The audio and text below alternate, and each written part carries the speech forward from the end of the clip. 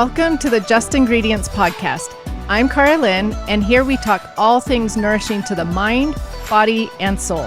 This is a place where you can find just good ingredients to life.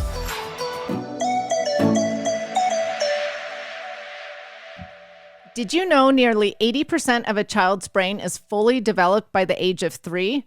What a milestone to achieve in such a short amount of time. So naturally, all us parents want to know, how do we support our children at the most critical stages of their brain development? Neurosurgeon and founder of Cerebelly, Dr. Teresa Persner, wondered this too. It was when she had her first child that she discovered there was no baby food on the market that had the nutrition she knew through her PhD work that impacted babies' brains' development.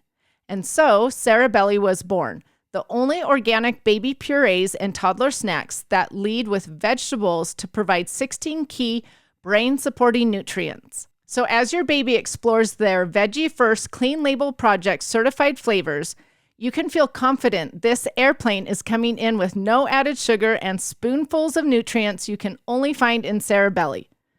Parenting is an art. Cerebelly is the science.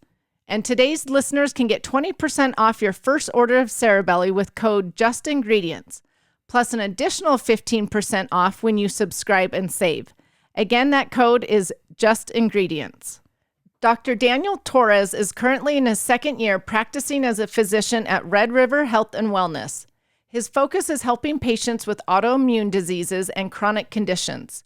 He graduated from University of Western States in Portland, Oregon, and has dual undergraduate degrees in biology and exercise science. He's completed all functional medicine APEX seminars and the Kharrazian Clinical Mastership Program.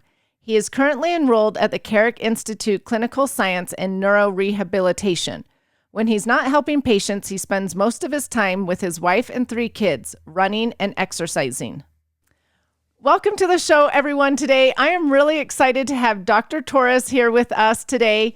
I don't have any podcasts about autoimmune diseases, and you listeners, my followers, ask about autoimmune questions quite often. So I have brought an expert in today to tell us all things autoimmune. So I'm really excited to have him today. So thank you, Dr. Torres, for being here today. Oh, absolutely. It's an honor. So tell my listeners a little bit more about yourself, your background, and maybe your experience or how you got into treating autoimmune diseases.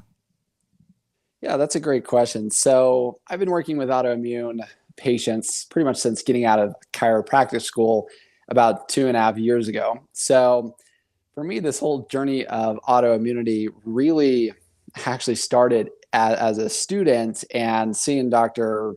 Josh Red, who is our head physician at the RedRiver offices that I work at, working with these Hashimoto's and autoimmune patients, and just seeing the big difference that he was able to make, in just a few weeks. So I got to kind of see his work and what he did, the influence, the impact. And so for me, that whole curiosity of like, wow, what are these doctors doing that's bringing this type of transformation, not just physically, but changes in their life. So as a student, I got to see that. And it was really interesting because a lot of these Hashimoto's patients and the autoimmune patients had seen multiple doctors, and it had been like 10 years since for having some of these symptoms of fatigue and pain and brain fog and depression and food intolerances, GI issues, I mean, you name it. And most of the women were really active in terms of searching for true answers and solutions that was going to essentially change their life. And, just weren't getting much headway with anything. And then after working with Dr. Red, within a few months, they started to turn the whole thing around. And so for me as a student, seeing that, I'm learning a lot of things in chiropractic school. But I was like, man, no one's teaching me this in terms of how to do this. And I just remember sitting there thinking, how in the world are these type of doctors doing this? And so, yeah, coming out of school, I really wanted to discover, what things using diet and lifestyle and things in that realm can really allow these people who are suffering for so long and not getting answers to really start to be able to turn things around.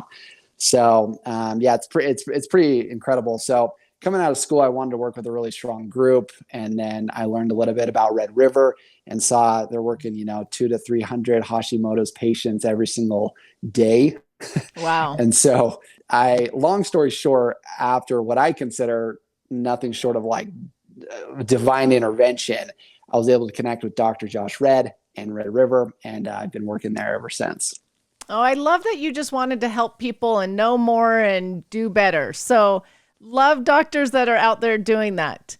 I want to start at the very basics with autoimmune diseases because we're hearing more and more about them. They're becoming more and more popular, or more are having these issues. So, for those that don't really know what an autoimmune disease is, what is it and what are some of the common ones that we might be aware of? Well, that's a great question. So the first thing to understand about autoimmunity is it's truly the immune system that is the culprit. So with any autoimmune disease, essentially what's going on here is the immune system has flagged, or so to say, using what are called antibodies on certain body tissues and organs. So sometimes that's like a single system, like, if it's your thyroid, that's an autoimmune disease like Hashimoto's, but it can be to the brain, it can be to multiple tissues and organs. So with autoimmunity, the main thing to understand is that the immune system is considering these body tissues as like a virus, essentially like a foreign invader. So whenever something triggers the immune system to produce inflammation, that inflammation is targeted and directed towards these specific body tissues. And irreversibly, part of that tissue of these organs, whether it's the liver, the adrenals, the brain, whatever it is, irreversibly over time, autoimmunity just chips down on these systems, and that drives these symptoms. So the inflammation created from the immune system ultimately is the culprit behind all of that. And so the big thing with autoimmunity, a lot of people are thinking, my thyroid's off, and they put so much focus on that. So like Hashimoto's is probably the most common autoimmune condition. And a lot of people just focus like, okay, what's wrong with the thyroid? I'm hypothyroid. I need some medication to replace this deficiency of thyroid hormone. When in reality, the thyroid really is just the victim. The immune system is actually destroying the tissue and driving the symptoms. So no matter what it is, if it's targeted at the brain, if it's targeted at the thyroid, it's going to be the same underlying core mechanisms that are going off in the immune function. So when an autoimmune patient recognizes kind of that full spectrum and web of like how the immune system is interacting with different systems, they can get a lot of traction and start to really put that condition into remission. So to summarize, autoimmunity is essentially where the immune system has lost its discernment to know what is truly a threat and what is not. In this case, it's literally mistaking part of the body for something like a pathogen. So like with Hashimoto's, the immune system literally believes the thyroid should not be part of the body. It needs to be destroyed. And so, with multiple sclerosis, we're thinking brain and neurologic tissue. Lots of different conditions. I think there's definitely over 100 known conditions with autoimmunity.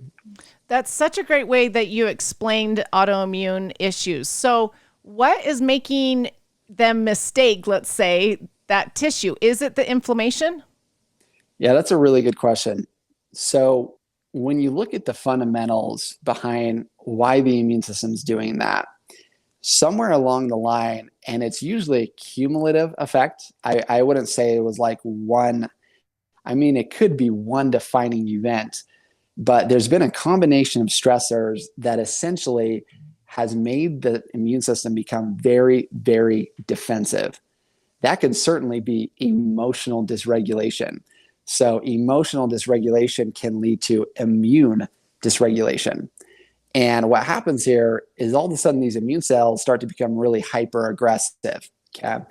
And so they really become defensive and they start mistaking things like foods as problems when they shouldn't be. Chemicals, they start to become hyperactive and aggressive. So toxins, environmental triggers, certainly viruses can cause this. There is a little bit in terms of like, genetic predisposition.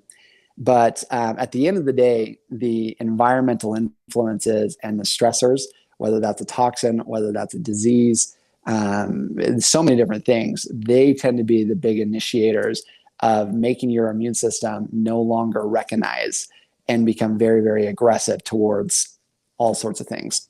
Oh, that's interesting. Okay, so genetics doesn't play that big of a role because I hear quite often like, oh, it's genetic. My mother had it, my sisters have it, whatever. Right. Yeah, great question. So genetics, I would argue, is going to be more minor in terms of what would initiate an autoimmune condition. So there's much more bigger evidence behind, toxins certainly are huge. Stressful events. I would say the biggest thing that I've seen is actually hormone imbalances in women. So when women get on, sometimes it's a birth control. That's a huge one. Right after pregnancy, that's a huge initiator. So if you look at the autoimmunity, most of them are going to be prevalent in women. And that's primarily because of the fact that women are having a lot more surges of estrogen. So estrogen, out of all the hormones, inability to clear estrogen, inability to make estrogen like you need to, getting excessive estrogen. So when you get a hormone replacement, they're dosing about 1 million times the amount that your body actually produces.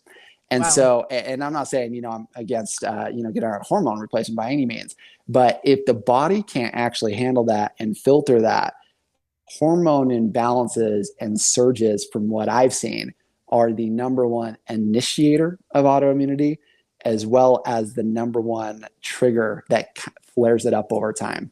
Oh, that's so interesting. Okay, that's good to know. So let's talk more about some basics of these autoimmune issues. So is like lupus, MS, celiac, are those all considered autoimmune diseases? Those are all autoimmune diseases, correct? So the thing with lupus that's a little bit different is that lupus is they call it like a systemic autoimmune cascade, where with autoimmunity, it can be targeted towards a single tissue, like one or maybe two tissues. Whereas like lupus and there's a handful of them, but they target multiple tissues. So they can be like connective tissues, and they can target the vessels. They can target the eyes, they can target the brain, they can target the heart, they can target the liver. So there's those are hitting a much more broad spectrum where they're hitting multiple tissues. Things like MS, Hashimoto's, celiac, usually those are just hitting like one or two tissues. The thing with Hashimoto's that a lot of people don't understand, which Hashimoto's is probably the number one type of autoimmunity that we see. The immune system is targeting the thyroid tissue. But if you look at Hashimoto's, a lot of women who have that suffer from all sorts of brain challenges. They have tons of brain fog, depression. Their brain's not producing neurotransmitters like it needs to. They have vertigo and dizziness and nausea and neurologic issues, because there's an area inside of the brain called your cerebellum. And the same antibodies, so like TPO antibodies, thyroglobulin antibodies, that literally flag the thyroid protein tissue structure as a foreign invader, those can cross-react and go to that area specifically in the brain. And all of a sudden, it is now, the Hashimoto's is targeting the thyroid. But just as impactful, just as much inflammation, just as much target is towards the brain. And so we'll do a neurologic exams. We'll have someone balance just on like one foot, have them close their eyes. And most women with Hashimoto's, they can barely last a couple seconds. Oh, and interesting. so simple problems in terms of balance. And the really interesting thing about that condition is that the fight and flight centers, so things that would shift someone into like an anxiety fight and flight state, they course directly through the cerebellum. So like when you're getting inflammation through your cerebellum, it's going to light up those fight and flight centers, and you'll get, you'll get depression, you'll get unreasonable anxiety. And so the entire brain's neuron structure is just like right on razor threshold. So they get a little bit of a trigger, a little bit of a stress, and they're in a full blown uncontrolled fight and flight phenomenon. And so In terms of autoimmunity, that's how it works. Okay, so I'm curious to know then two things. One, can these be cured or only treated? Great question. So at this point in time, nobody on this planet has a true cure for autoimmunity, meaning, okay, we never have to worry about that being a problem for us again. You can put a condition into what's called remission, where essentially, yeah, they have it, but it's dormant. It's not active. It's not giving them problems.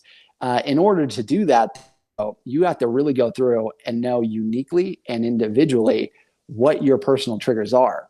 That's why it's really kind of, I don't know if I'd say dangerous, but it's not nearly as effective to go on like what's called a linear model with autoimmunity, because the triggers that varies from individual to individual of what's getting that autoimmunity to come out of remission is just going to vary. So like, for example, hormone imbalances for women, if they notice like their menstrual cycles are really severe, they've had infertility issues, we know they have hormone imbalances. So if a woman has hormone imbalances, until they get those hormones dialed in, their circadian rhythm on par, then their chance of putting that autoimmune condition into true remission is pretty much 0% chance for a long term.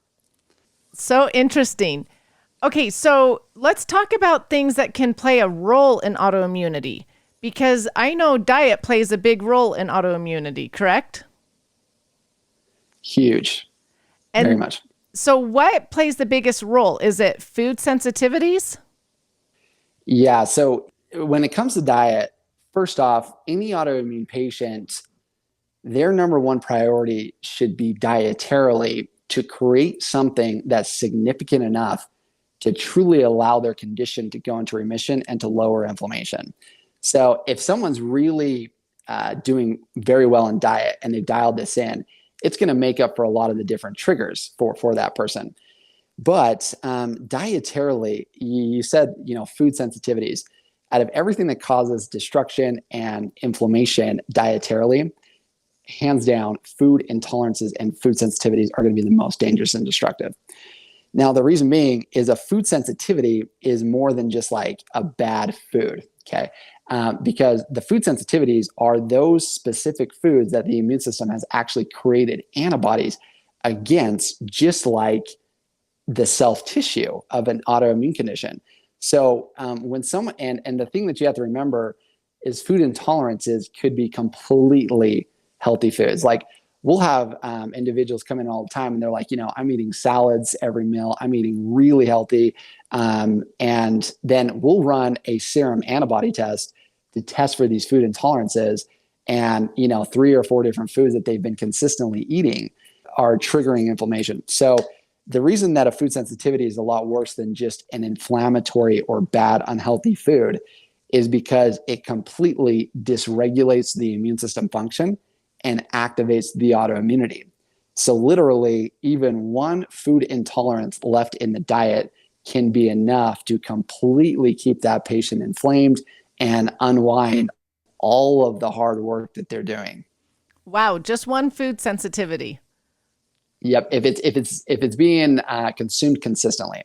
So if that's like every 3 or 4 days, certainly, because a flare up can last.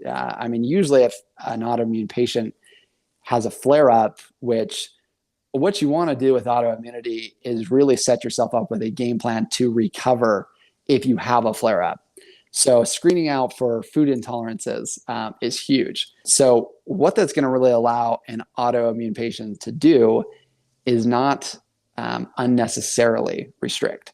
So I'll see women come in all the time and they are eating so good. They're doing these major extremes and they're like, I'm not losing weight. I'm having depression. I'm inflamed. My joints hurt. I'm getting body swelling. I'm getting GI issues. I don't get it. And so when you can get clarity around the specifics, like when you go run a food sensitivity test and it's an IgG serum antibody test and it's a high quality lab that's doing it, you'll get on a sheet of paper about 85% of the most dangerous reactive foods for that specific individual. Yeah, I did one of those tests, and it's actually really interesting because gluten just was, I should not touch it. It was off the charts. So, Yes, very common. Yep. okay, so with these food sensitivities, the problem is that they're causing inflammation in the body, correct? That's exactly right. So you hit it right on the head. Okay, so inflammation, how does someone know that they have inflammation in their body? Those signs that you talked about, like the depression and joints hurting, things like that? That's a perfect question. So there's a couple ways that you can measure, which by the way, if you have autoimmunity, you will definitely want to measure and keep an eye on your inflammatory levels. Now, one way is through objective evidence, which you can get through blood chemistry. So before we would start autoimmune patient into a care plan, I mean, we're pretty much measuring in a blood panel like their inflammatory markers. So there's a number of them, but some really good ones just to start out with. C-reactive protein is certainly a big one. So if someone's really inflamed and their autoimmunity is unstable, you're going to see that C-reactive protein starting to rise. White blood cells, okay? So that one's really monitoring the stability of the immune system as well. One other one that not a lot of people, not a lot of doctors I see screen for this one, but is so critical because when it comes to inflammation, as important as it is to avoid it in the first place, equally as important is your ability to clear it out from the body. Like someone can be getting exposed to all these, triggers and environmental inflammatory influences, but if their body and their liver is clearing that really cleanly, really effectively and productively, it's not going to impact them, maybe even at all, or significantly less. Now, the way to measure that one, that marker is called homocysteine, and it's a liver specifically to the liver inflammatory markers. So those are some really good ones to measure and look at. So people can just go to their regular doctor and ask for this blood work and see what their inflammation is. A lot of the times. Now, I do see a lot of individuals who will ask, and their doctor may not run those. So depending on what they think is necessary, sometimes the doctor will refuse. Yeah, if you could find a clinician who will get the homocysteine, certainly the white blood cells, C-reactive protein. Another big one too that a lot of people overlook is hemoglobin A1C. So a lot of times people think of hemoglobin A1C as a blood sugar marker, Right. and it does have some, it does reflect those patterns, but it represents a process called glycation, which is an inflammatory markers. So the higher your hemoglobin A1C is, which about 5.2 to 5.6 is like an optimal range. Once it starts getting above like 5.6, you're inflamed. And in particular, that one really reflects how well your antioxidants are doing. So the higher hemoglobin A1C is, above 5.6, the lower your antioxidants are. Okay, so your antioxidants are getting really depleted. And so hemoglobin A1C is also a really big one. But yeah, most doctors will screen for those. Absolutely. That's so interesting. So what's causing this inflammation in people's bodies? Just their food or other things? Yeah, that's a great question. So when you look at inflammation and what's specifically generating the inflammatory cytokines, and there's a number of different ones, TNF alpha, interleukin 6. So interleukin 6 is a specific cytokine in particular causes estrogen imbalances. So hormone fluctuations, again, if someone has hormone imbalances and fluctuations and the liver's not clearing hormone and they get hormone buildup, or they're getting hormone imbalances because of blood sugar problems, like it sounds really bizarre, but not eating enough, skipping meals all the time, not eating enough, if you're chronically calorically restrictive, that will be enough to throw off your hormones, and it will literally trigger the autoimmune condition to create inflammation, just like if you ate a food sensitivity or food intolerance. Oh, that's so interesting. So a lot of people have inflammation, but don't have an autoimmune issue, right? Or do they go hand in hand? Yeah. So the big difference I would say with an autoimmune condition versus just generalized inflammation. Number one, you can get inflammation just from certain things being exposed to certain things, like eating inflammatory foods. Like, for example, the protein in dairy. So casein is really inflammatory. So if you eat dairy too much, yeah, you're putting inflammation in your body. With autoimmunity, the immune system is creating the inflammation, but it becomes a lot more systemic, as well as on the opposite side, also targeted. Okay. So when I say systemic inflammation, whenever that autoimmunity is being triggered, your entire body is getting inflamed. Like the immune system will create all these inflammatory cells. It's going to go into the bloodstream. And if it lands into the muscles, you're going to have fatigue. You're going to have poor muscle stamina. If it goes to the brain, you're going to have brain fog. You're going to have depression. You're going to have inability to focus.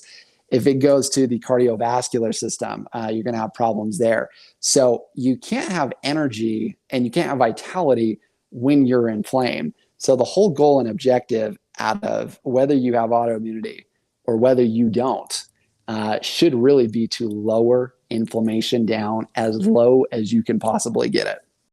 Okay, that's really interesting. So if someone wants to go to the doctor and get diagnosed for inflammation, do they just go if they have those list of symptoms, or like what symptoms should they be looking for before they actually go to their doctor? That's a great question. So ultimately, at the end of the day, your symptoms are going to be driven by inflammation. So it sort of depends on the severity. A lot of patients, you can tell they're inflamed. They're getting body swelling. They're getting skin outbreaks. They're getting hyperallergic responses, but their blood work some of those inflammatory markers may not be all that high. So the analysis of your blood chemistry is also really important. So looking and analyzing blood chemistry, which I would say is probably one of the main things that kind of differentiates us from what we kind of do, and looking at them through a narrow, optimal perspective is going to allow you to objectively catch the small details of inflammation that are leading to big problems. Okay. So like a lot of times, for example, usually when I send someone out for to measure their blood sugar with glucose, I'll get a range anywhere from like 65 to 100, 65 to 99-ish. The thing is you can have all sorts of blood sugar problems that are causing hormone imbalances and inflammation, and you're still inside 65 to 99. Okay. So you could still have symptoms, but like it looks fine or looks normal on paper. So if you actually looked up in terms of endocrine or like hematology journals for an optimal level of glucose, you're going to find a much more narrow perspective of like 85 to 95. So the key to that, and if you're really wanting to get to the root of these problems, is identifying the very, very small dysfunctions that ultimately are leading to the big problems. So with autoimmunity, it's about all of the small things. If you can become, number one, aware, you can get clarity around your triggers. You can get clarity around all your systems, tissues, organs, their dysfunctions, their imbalances, their deficiencies, and then dial those in to a dime and get those details dialed in.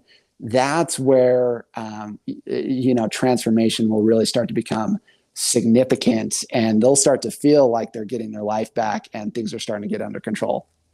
Okay, so it comes down to empowering the patient as to what they can do on their own, it sounds like, because there's a lot of work that they need to do. So if someone comes to you and is inflamed or dealing with inflammation, do you start them on a certain diet to lower that inflammation? Is that the starting point, or is it starting with supplements?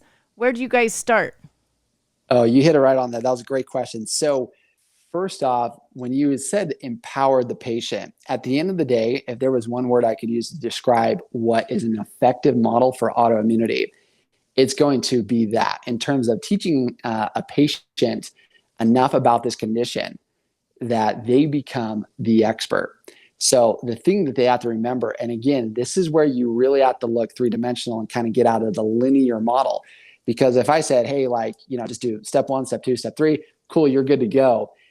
The reality is the autoimmunity is going to shift and evolve and change over time. So a clinician, if they really want to be able to make a difference for a patient, they have to be able to teach the patient how to play this game. So number one, helping that patient reach remission, and then staying in remission as long as humanly possible. And if they ever come out of remission, showing them how to recover from that super quick so they go right back into remission. So you can spare as much tissue damage throughout the body throughout their lifetime. Okay. So in terms of the first step, I would say the doctor taking on the form of a teacher and empowering the patient and teaching them enough about the physiology behind it and going through their triggers so they learn what their triggers are. At the end of the day, and this was a very humbling experience, your patients will become better doctors on their condition than pretty much you are if you do it right. I love that you say that. It's kind of tricky how it works. And it takes a lot of kind of almost reservation to really empower them to figure it out, because at the end of the day, they're with themselves 24/7, right? So they're going to be seeing things that you are not going to see. So if you have that mindset going in there, like, hey, I can do this all on my own for this patient and I will figure out every single part, it's going to be a failed model every single time. So you have to help them become the leader. You have to help them develop the skill set, the know-how, the recognition for their own condition. And then you've got to support them, care for them, and most importantly, teach them how to really own and dominate their unique game. And that's when autoimmunity, again, in terms of intervention, that's where things become effective. And so, yeah, we definitely start a lot with blood chemistry, but at the end of the day, every single patient is unique. And so that whole aspect of helping empower them is you hit it right on the head with that. Because there's not a magic pill for inflammation, right? There's no pill you can take, so it's going to be lowered by lifestyle choices and food, correct? Correct. Yeah. So, I mean, there's certain medications that do, target inflammatory pathways. Usually, though, they're kind of like down-regulating and suppressive. Like usually those are immune type of suppressants. Like a steroid, that's gonna throw the immune system off. Not to say, sometimes those things are absolutely necessary in my opinion, but at the end of the day, you want to choose the lifestyle, dietary, and even natural nutraceuticals and supplements that are going to empower your body to handle greater and greater loads of inflammation without getting inflamed. Okay. So there's lots of things. The biggest thing I would say is identifying, removing the specific triggers for that patient. Okay. So if someone's listening to this episode and they're like, oh, I've been dealing with autoimmune issues, or I've been dealing with inflammation, I need to fix my diet. What would be the top 3 things you would tell them to fix in their diet? That's a great question. So the first place, number one, start with food intolerances. Run a food sensitivity test, an IgG serum antibody test. Removing those alone usually does wonders. So you have to become aware of what you're not aware of is triggering the autoimmunity. So food intolerances, which we talked about. The second biggest thing, if a patient really wants to feel good, and this is really neglected, is your specific eating frequency and eating amount. So a lot of the women that we work with who have Hashimoto's or an autoimmunity, their dietary quality is phenomenal. It's great. It looks fantastic, but they're just constantly not meeting their caloric demands. They're trying to restrict, and it's in turn throwing their hormones off and triggering their immune system. So I tell patients all the time, how much you eat and when you eat will completely rewire your hormone rhythms, your circadian rhythm, and be as influential as even what you eat. So if someone can dial in their blood sugar really good, that's going to be significant. So a diet for autoimmunity has to be significant and powerful enough that it gets that person out of all of their blood sugar problems and rebalances their hormones. So for example, if someone's eating too much sugary food, even if it's not a food sensitivity, the more blood sugar rises, the more insulin is going to rise. And the higher insulin does everything that you pretty much don't want to happen. But insulin is like a key that opens a door on a cell so that sugar can go be metabolized. If you're constantly eating glycemic, simple carbs and stuff like that, you get more and more insulin spikes, and that leads to an insulin resistance. So diets that favor lower production of insulin are really effective to unwind autoimmune patterns, because insulin elevations and spikes are a direct trigger for the autoimmunity. The same thing with the hormone cortisol. You produce cortisol when your blood sugar goes too low. So cortisol is the stress hormone. So it's going to be released whenever you have a stressor. And when your blood sugar goes too low, so like if you skip meals, if you just don't eat enough, you're going to be taxing your adrenals to make cortisol to a really high level. And that in turn can turn on the autoimmune condition. There comes a point in time that we see this, and a patient starts to trend what's called low blood sugar kind of all the time, hypoglycemia. So if they go 5 or 6 hours without eating, it's like they get shaky, they get irritable, they get lightheaded, they get fatigued. And what happens is when their stress load is so high and they constantly skip meals and they just don't eat enough, they'll put so much strain and wear and tear on their adrenals that their adrenals can't keep up with it. So it just kind of trends low all the time, the cortisol levels. And so their blood sugar just trends so low all the time. And what happens is their body uses another hormone, which is the adrenaline fight and flight hormones, and it helps stabilize blood sugar. So all of a sudden their baseline adrenaline and anxiety hormones just rise and rise and rise. So they're irritable, they're getting temperature fluctuations, their heart rate's up, their blood pressure's up. And again, I'm not talking to you like from a psychologic standpoint here. Like this is a physiologic mechanism all coming from a hormone imbalance. So like if you take this a step further, a lot of people have challenges with insomnia. And I would say sleep is probably one of the top pillars along with diet. So if someone can dial in their sleep routine, things are really effective for them with autoimmunity. But if they've depleted their cortisol reserves and they try and go to sleep at night, 1, 2, 3 in the morning, their blood sugar is just going down and down and down. So they're going to surge more and more adrenaline, and they're going to wake up.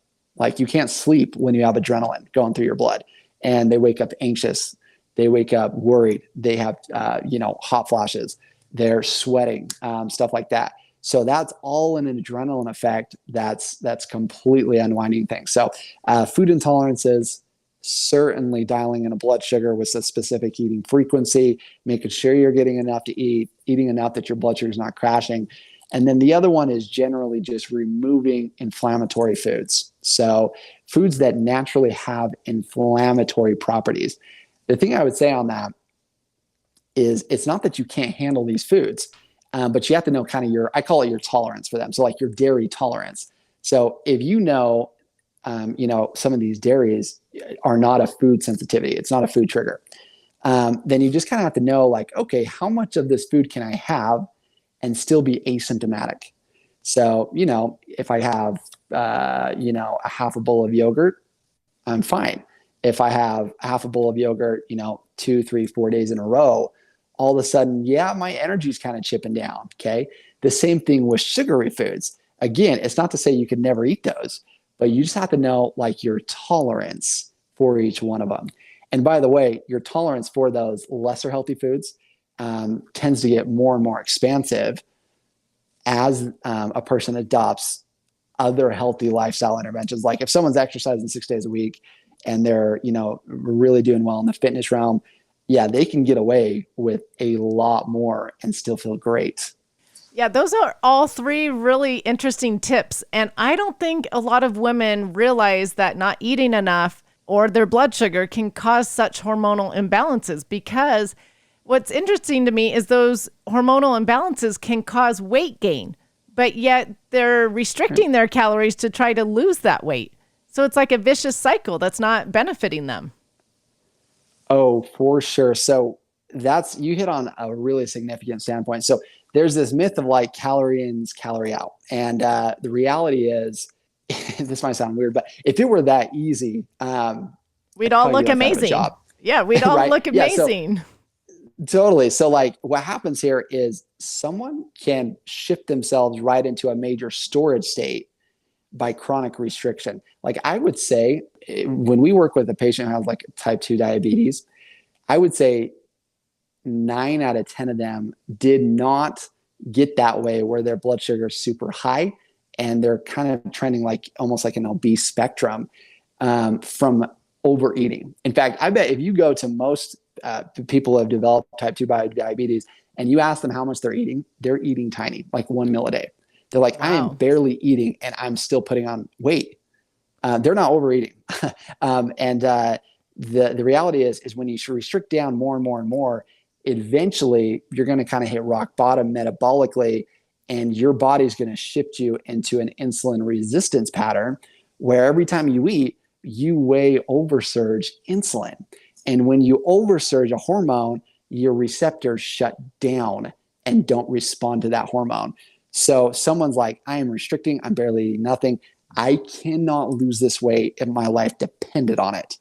And it's because that chronic restriction pattern has just shoved them right into a sore state. So they're like, well, I'm going to do intermittent fasting. And what they're doing is just throwing wood on the fire. So it's like, I'm going to try and restrict, which ultimately is like throwing them more and more into a storage state. That's so interesting.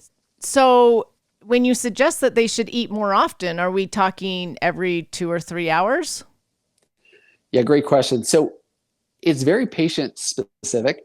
There definitely are patients who intermittent fasting will be something really good.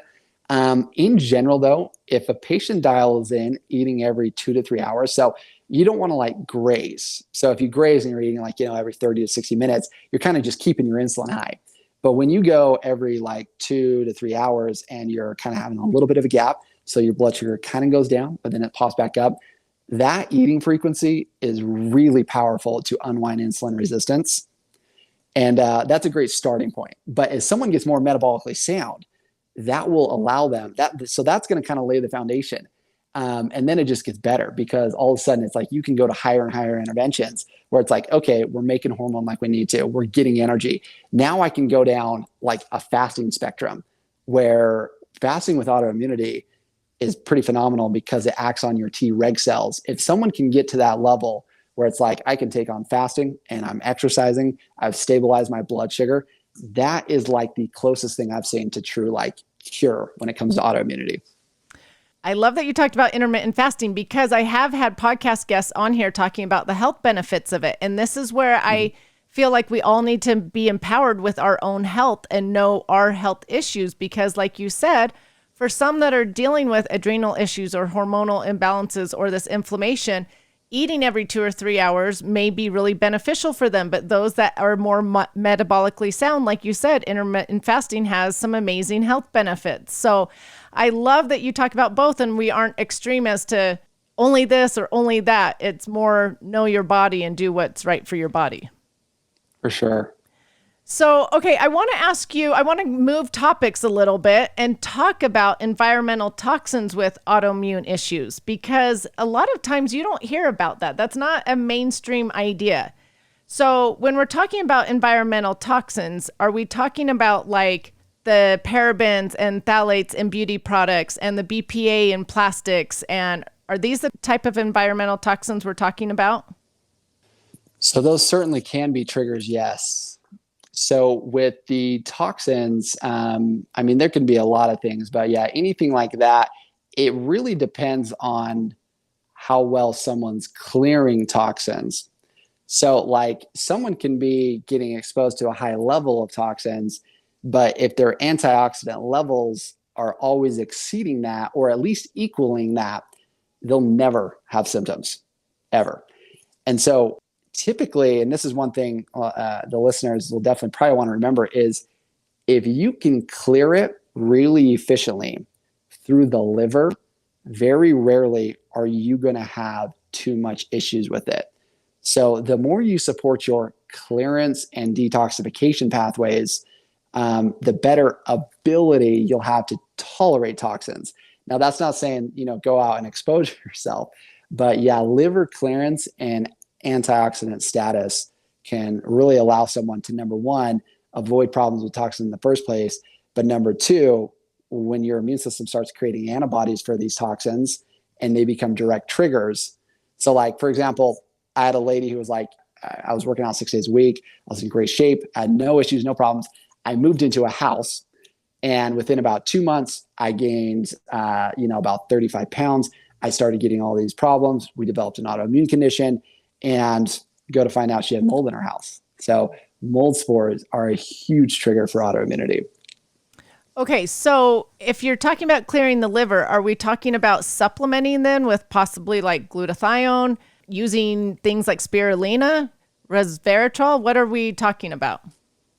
Ooh, great question. So there's certainly some really effective liver products, really effective, that will work great. I personally think the lifestyle things that you can make on your liver tend to play a more profound role. So like when someone exercises, they stimulate mitochondria growth and development, which are the energy producing factors in your cells. And the interesting thing about exercise is that it doesn't just stimulate mitochondria, in the musculoskeletal system.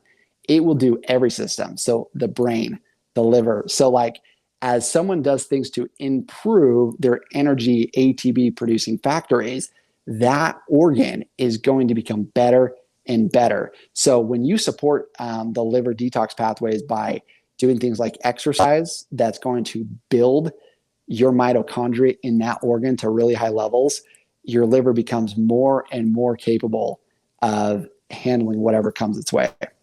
Oh, I love So that. that's one way. Yeah. So besides exercise, are there other things that you can do to help support your liver?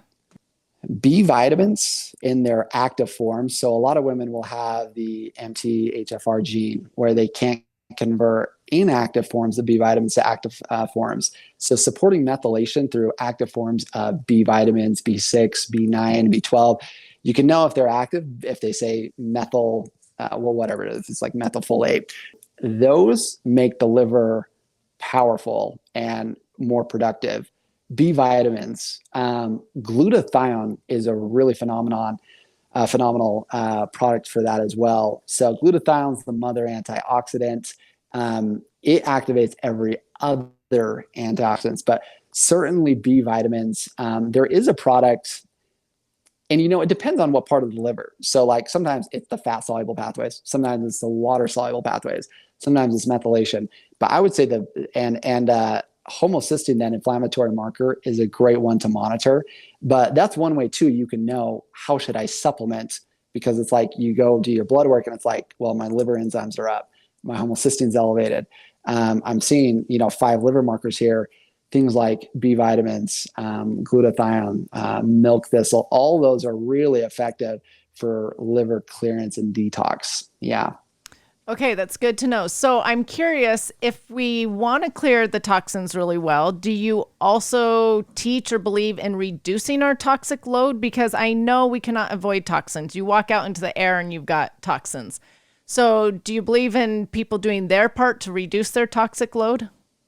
For sure, for sure. So I would say the best place for that typically is starting with air and then your water. So there's awesome HEPA based filters. As weird as it sounds, the hygiene in the home plays like a huge role. And I know just seeing your content, you are a mastermind when it comes to toxins and utilizing. So sometimes it's a product, sometimes it's mold, sometimes it's a paint. It depends on what the person's actually reacting to, which, by the way, there are certain tests that you can do to discover what your immune system is making antibodies against chemically. Huh. And so you'll know, like, oh, hey, I have antibodies for, this pathogen or, this toxin and mold spores and whatever it is. So you can know and kind of pick and choose in your own home, like, okay, we definitely got to get rid of all products that have this ingredient in it. So that's a way to get a little more customized and effective, but you have to kind of think of a cumulative effect. So you may not notice as like you clean the air, you get the water systems cleaned, an immediate difference. But like if a kid is being exposed to a higher level of toxins over, a year or 2 or 5 or 10, they're in a completely different place health-wise. So I think it is way, way better to optimize your air, your water quality to as high a level as you can possibly handle. And usually for people who have developed chemical intolerances, step one usually is removing them from that chemical and dropping that exposure down as low as you can. It's very challenging to all of a sudden like be exposed at higher levels and then start to gain tolerance back to it. Okay, so I'm curious to know and I know lots of listeners are curious, what tests do they do in order to find out like which antibodies they've created for which chemicals? So antibody testing for whether it's foods or whether it's chemicals or whether it's self-tissue, these are gold. So you want to know the antibodies your immune system is making and what they're making them against. So there's a Cyrix Array 11 is what tests the chemical reaction. So it's called chemical tolerance. So it kind of measures, so to say, how well you tolerate chemicals. Cyrix Array 10 is actually testing for antibodies against hundreds of foods. And it's pretty unique because when it comes to food testing, most food tests will only do essentially foods in their raw form. So they won't actually do foods mixed with other foods. They won't do it cooked versus raw. And in reality, most of the foods we eat are not raw. So that's something really significant. So Cyrix Array 10 is for the food. Cyrix Array 11 is for the chemicals. Cyrix Array 5 is a 24 tissue self-tissue screening for antibodies. So that one is the big autoimmune panel. Oh, okay. That's actually really good to know. I'm curious. I want to do that one for the chemicals. Like I said, I've done it for the food, but not chemicals. So that would be really interesting. Yeah. So before we close, I am curious, why do you think that autoimmune issues are so on the rise these days? That's a great question. I would say out of everything, there's two main culprits. Number one is the foods. So yeah, over the last 20 years, I mean, autoimmunity is just so prevalent. The way that man has manipulated and modernized foods and their structure, it's making them different protein structures, and your immune system doesn't recognize what those are. So our immune system was not designed to recognize a protein that's been altered 10%. So food manipulation, and that's why, in my opinion, the way that they've done with pesticides, they spray the fields to make gluten, hybridized and genetically modified. It's a new protein. And so when we constantly, and it's really bad because if you go down the street, everything's processed. I mean, everything's manipulated. And so like we just keep giving these foods and eating them and giving it to our kids, and their immune system lose that discernment. And it says, well, I think this is food, but it's not exactly food. And it becomes, when it starts to happen like that too much, and some other things that go on, all of a sudden it can become, start attacking those food proteins. And that ultimately can lead to attacking of self-tissues. So when a food has been manipulated in such a way that it all of a sudden starts to resemble body tissue as well, and your immune system believes that food's a problem, all of a sudden it says, oh, I see this thyroid tissue that's also very similar to this food protein that I think is a virus now. It starts attacking both. Okay. So that's how an autoimmunity can certainly be initiated through exclusively the food spectrum.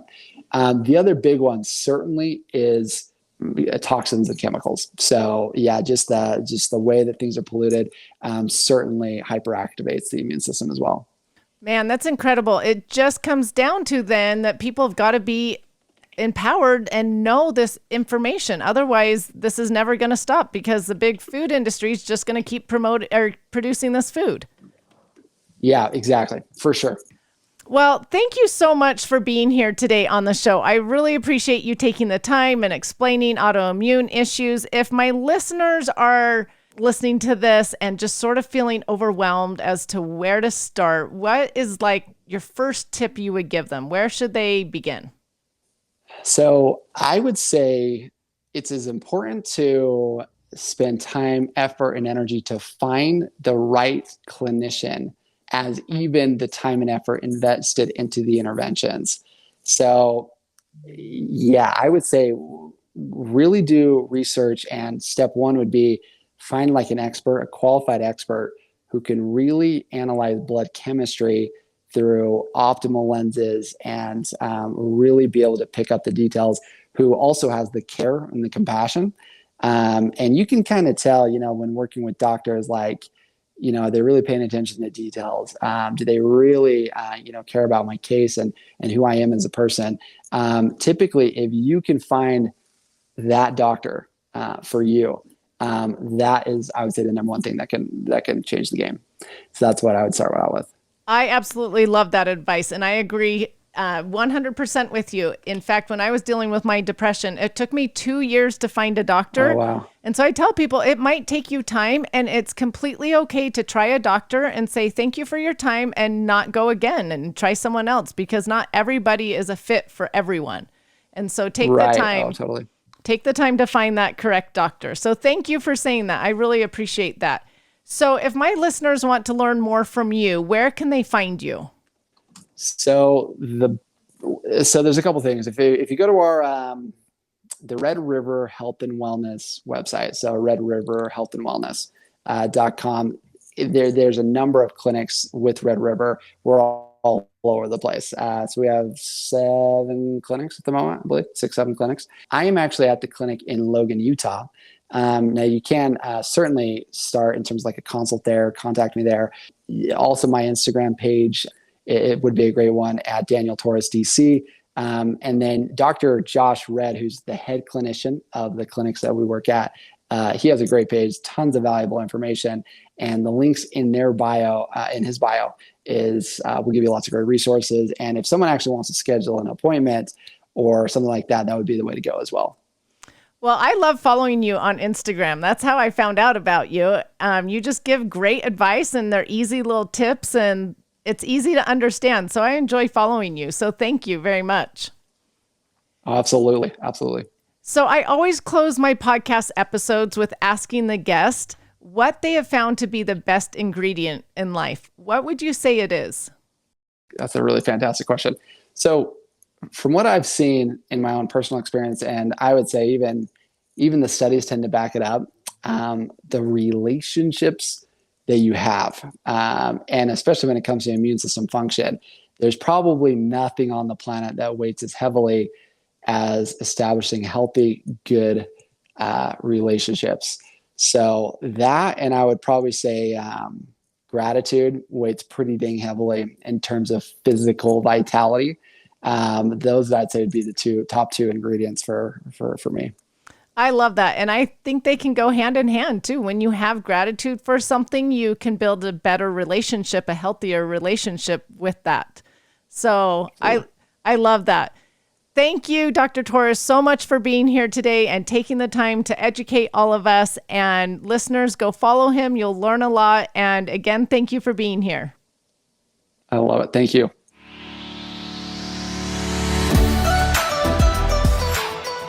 Thank you so much for listening. Remember to subscribe to the Just Ingredients podcast to learn more about your health and good ingredients to life. Plus, get daily tips at just.ingredients on Instagram.